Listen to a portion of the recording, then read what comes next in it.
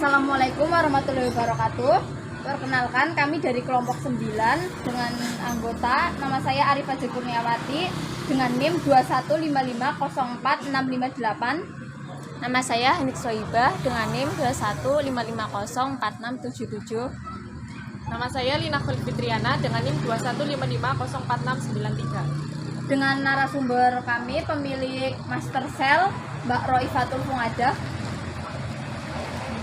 Sebelumnya maaf ya Mbak mengganggu waktunya. Kami di sini akan melakukan wawancara untuk tugas pengantar bisnis.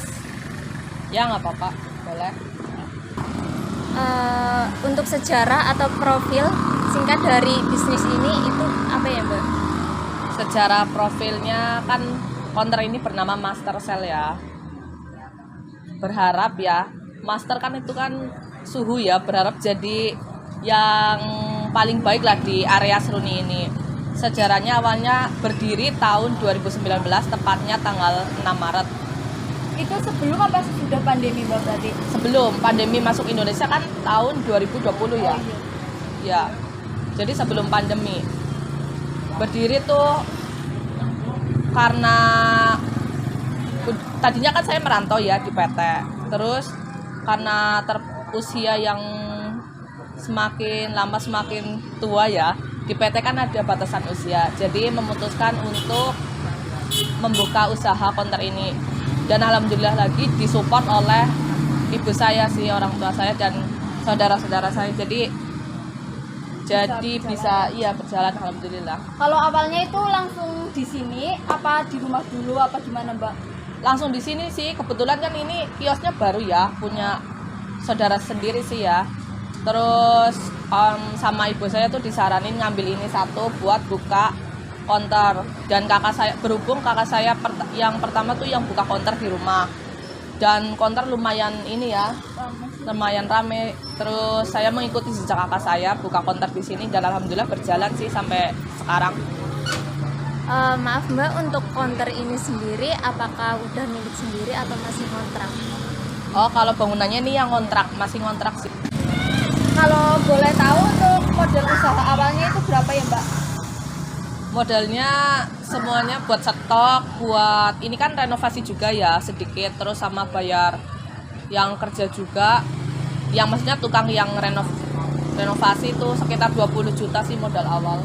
Itu udah sama isi voucher-voucher gitu apa belum Mbak? Apa baru aksesorisnya sama isi? Oh iya, udah termasuk voucher, terus saldo pulsa ya, sama aksesoris walaupun belum banyak segini. Dulu awal-awal masih sedikit ya, tapi ya lama-lama berkembang.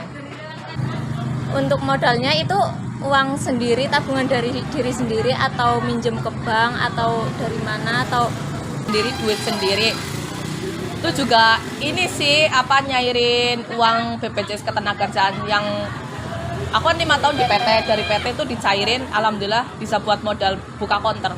Jadi pure ngumpulin dari uang-uang gajian PT tabungan. Iya.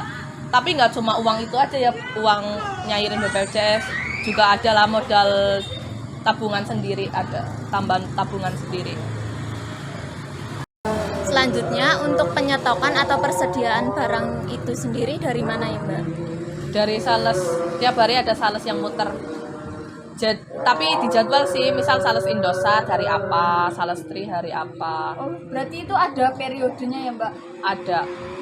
Tiap minggu sales itu muter 1 sampai 2 kali. Tapi kalau sewaktu-waktu stok kita kosong, kita bisa WA, tinggal WA terus datang. Tiap hari bisa nyetok sebenarnya. Kalau untuk produk atau jasa yang dijual di sini itu apa aja sih Mbak? Selain kayaknya kan kelihatannya ada pernak-pernik HP, voucher, itu ada apa lagi? Selain voucher, pulsa, aksesoris. Kalau HP belum ya, belum ini sih, belum nyediain HP.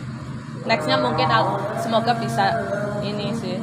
Sama kalau untuk pembayaran lain bisa Mbak? Bisa buat pembayaran BPJS, maunya PPOB lah, pajak bumi bangunan, PPOB bisa. Fotokopi juga bisa di sini, alhamdulillah ada mesin printer dan fotokopinya. Apakah di sini menerima servis juga Mbak? Enggak, belum menerima servis karena belum ada teknisinya. Tapi next kalau bisa ada teknisinya, insya Allah lah ya Mbak. Insya Allah lah bisa ada. Tapi kadang kita terima servis cuman dilempar ke, kebetulan ada teman saya yang bisa servis, mungkin dilempar ke teman saya dulu gitu. Jadi nggak langsung dari konternya sendiri ya? Enggak, kita sendiri enggak ada teknisi buat servis HP. Di sini ada berapa karyawan sih Mbak yang kerja di sini? Satu aja sih buat jaga yang shift pagi dari jam 8 sampai jam 4. Terus dari jam 4 sampai malam sampai jam 10 itu saya sendiri sih yang jaga. Untuk buka sama tutupnya itu ada waktu-waktu tertentu nggak sih Mbak? Kayak hari apa gitu nanti libur? Misal tanggal merah gitu Mbak. Enggak, kalau orang jualan nggak ada tanggal merah sih. Aku kebetulan nggak ada tanggal merah. Cuman ya fleksibel aja, mungkin kalau karyawan pas libur terus aku pas nggak bisa gantiin, aku misal kayak ada acara gitu, fleksibel aja kita tutup. Buka ya menyesuaikan lah, kalau urusan udah kelar baru bisa buka. Tapi next mau ada penambahan karyawan lagi apa enggak? Insya Allah semoga ada tambahan karyawan dan ada cabang master sale juga. Niatnya Amin. mau buka di mana Mbak? Niatnya mau buka di Muktisari lah, yang dekat sama rumah suami. Jadi lebih gampang ya? Iya, buat sana sininya lebih gampang. Terus kalau buat promosi sama sistem pemasarannya itu gimana Mbak? Kalau untuk penjualan sih biasanya kalau promosi aku lewat media sosial. Terus kalau biasanya dari mulut ke mulut sih orang datang ke sini. Terus juga kebetulan ini kan letaknya strategis. Terus tempatnya juga lumayan besar ya. Jadi orang langsung kelihatan ini counter yang butuh langsung ke sini sih. Biasanya di lewat WA, Instagram apa yang apa aja? Lewat WA iya, Instagram juga iya sih. Berarti semua sosial media ya? Iya. Kalau boleh tahu Instagramnya apa Mbak? Aduh. Apa punya Oh, Instagram? Instagram ya, official Master yang Sale? Master Sale. Iya. Udah pernah bikin cuman nggak aktif. Jadi sekarang aku promosinya lewat Instagram pribadi aku sendiri. Untuk sistem pencatatan keuangan itu sendiri bagaimana Mbak? Apakah masih manual atau menggunakan komputer? Masih manual sih, kayaknya lebih enakan manual. Ya menurut saya sih. Jadi tiap ada barang yang keluar tuh dicatat manual. Barang apa dan berapa harganya. Apakah punya sistem kayak pencatatan khusus per periode gitu Mbak? Kan biasanya kalau di suatu usaha ada yang per minggu ada harus sih. gitu. Ada kalau nota kan kita barang yang masuk alias uang keluar tuh ada notanya ya. Direkap tiap minggu tuh dikumpulin. Terus kalau untuk penghasilannya tiap bulan kita rekap, baru kita rekap. Berarti untuk setiap minggunya itu hanya perekapan Uang keluar ya. barang masuk gitu ya. Kalau boleh tahu omset yang diperoleh dalam satu hari itu berapa Mbak? Atau sebulan gitu Mbak? Iya. Ya namanya jualan nggak mesti ya. Kalau dapat sedikit yang disyukurin, banyak ya alhamdulillah. Tapi kalau sehari rata-rata tuh ya standarnya counter aja sih. Kan sekarang counter juga menyediakan barang yang emang kebutuhan pokok yang emang dibutuhin kan, termasuknya kebutuhan pokok sih. Jadi alhamdulillah Mbak. Kalau boleh tahu kira-kira berapa sih Mbak kisarannya gitu? Kalau boleh tahu sih. Ya kisarannya di atas 150.000 sih, alhamdulillah tiap hari. Itu untuk bersihnya ya? Bersihnya. Laba bersih. Laba bersih. Oh, kalau kotornya berarti bisa nyampe berapa Mbak? Kalau kotor ya 3 juta sih omsetnya tiap hari bisa. Kalau boleh tahu kira-kira omset per bulannya itu berapa Mbak? Omset per bulan ya kalau per hari rata-rata 200 ya bisa sampai 5 juta sih. Itu baru bersihnya ya Mbak? Apa udah Itu sama? penghasilan kotor ya, belum dipotong.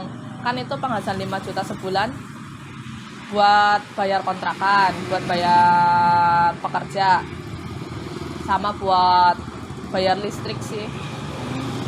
Kalau boleh tahu suka duka menjalankan bisnis ini apa sih Mbak? Kalau suka ya banyak ya, karena counter kan kebutuhan pokok, jadi ya setiap hari ada pemasukan ya.